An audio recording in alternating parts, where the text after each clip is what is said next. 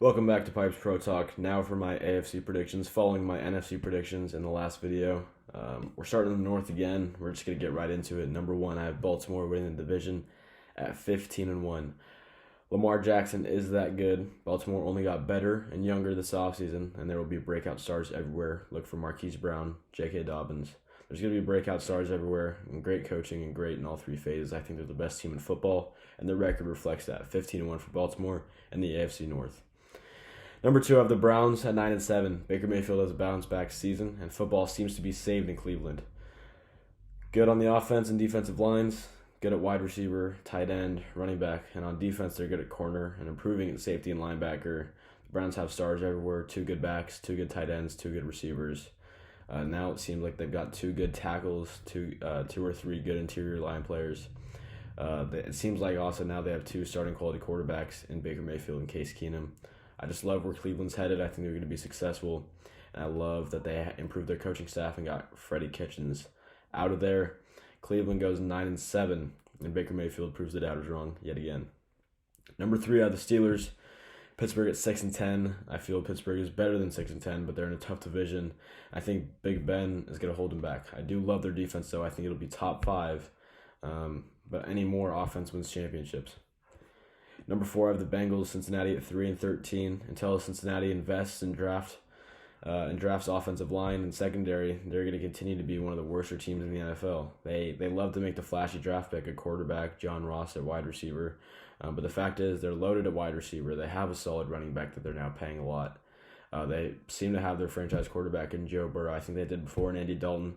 But until they get down and make the good selections in the drafts, make the less flashy picks in the NFL draft and in free agency, and pay the positions that don't score touchdowns and don't run 4.3 40s. Until you invest in the big boys and the play in the trenches, they're going to be one of the worst teams in the NFL. Number four in the North, Cincinnati at 3-13. Now for the AFC South. Number one, I have the Colts at 11-5. I think they have the best offensive lines in the NFL, one of the best defensive line and linebacker groups, and they're improving at wide receiver. I don't love Rivers, but their 1-2 punch in the run game, Marlon Mack and Jonathan Taylor, will allow them to win 11 games. Indianapolis wins the South. Number two, I have the Titans at 10-6. I think Ryan Tannehill looked very good last year, and Derrick Henry seems unstoppable. I like their pieces on defense with the addition of Clowney, and I think the Titans have arrived and are ready to contend. Number three, I have Houston at 7-9. Growing dysfunction because of Bill O'Brien's decision-making. Watson now has three injury-prone receivers to throw to: Kenny Stills, Brandon Cooks, and Will Fuller. And I think they have a bad offensive line, and outside of J.J. Watt, not a lot to like about their defense. I don't like running back, and I don't like mostly all their defense like J.J. Watt, outside of J.J. Watt, like I said. So number three, Houston at 7-9. Deshaun Watson with some magic is going to allow them to win 7 games, but I'm not sure that they were in a great position, and now they're going backwards. And it's because of Bill O'Brien. He needs to be fired. Number four, Jacksonville at 1-15, the joint worst team in football. Minshew will look good, but it's too tall of a task. There's dysfunction, and the Jags will restart in the 2021 NFL Draft. In the AFC East, number one, Buffalo 10-6. Josh Allen will take another step in 2020 and has talent all around him in the skill positions and offensive line. I love their defense and coaching staff as well. Buffalo is ready to contend. Number two, I have the Patriots 7-9. Belichick is not going to lose. He isn't capable of losing more than 9 games. 7-9 is acceptable for New England after the departure of Tom Brady and a tough free agency and opt-out window. New England at 7-9. Number three, I have the Dolphins at 5-11. I like where the Dolphins are, but they're so young. I like their pieces on defense and their coaching staff, but they need to improve the offensive line and running back before giving Tua the keys.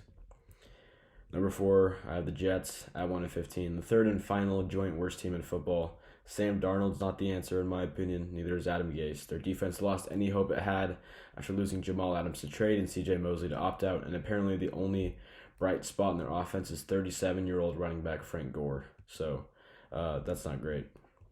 And finally, in the AFC West, number one, I have Kansas City at 14-2. The best quarterback in the NFL, a great defense, tight end, offensive and defensive line, a track team at wide receiver. The Chiefs could potentially repeat in 2020.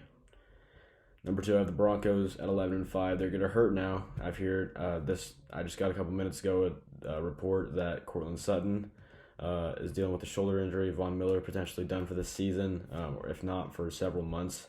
I think Drew Lock is going to be good with stars everywhere and a great secondary, pass rush, and offensive skill group. If Cortland Sutton's hurt, Jerry Jeudy and KJ Hamler can step up. Noah Fant can step up. They have two good backs, Phillip Lindsay and Melvin Gordon. If Von Miller's hurt, guess what? Bradley Chubb and A.J. Johnson can step up. They have stars everywhere. I think the number 2 safety duo in the NFL behind the Vikings. But I really like where Denver's at. They're my pop team this year. They were kind of getting credit to be a dark horse team, and now they're kind of going back down in the hype train. But I love where the Broncos are at. I have them winning 11 games, and that's a tall task. Number 3, I have the Chargers at 7-9. The Chargers will be decent under Tyrod Taylor and have a lot of potential. Good offensive line, good pass rush, and some young stars everywhere. If Justin Herbert is the future, the Chargers are in a good position going forward. Number 4, I have Las Vegas at 5-11. The Raiders. I like where this team is going, but in a tough division, they'll struggle. I like their line play, Derek Carr and Josh Jacobs, but I need to see more from this receiver group and secondary before I believe in the Raiders. Now, based on my recent division-by-division predictions, here's how I think the playoffs will turn out. You'll see that in my next video. That is the NFC and AFC all wrapped up for my predictions. You'll see the playoffs based on that picture in my next video.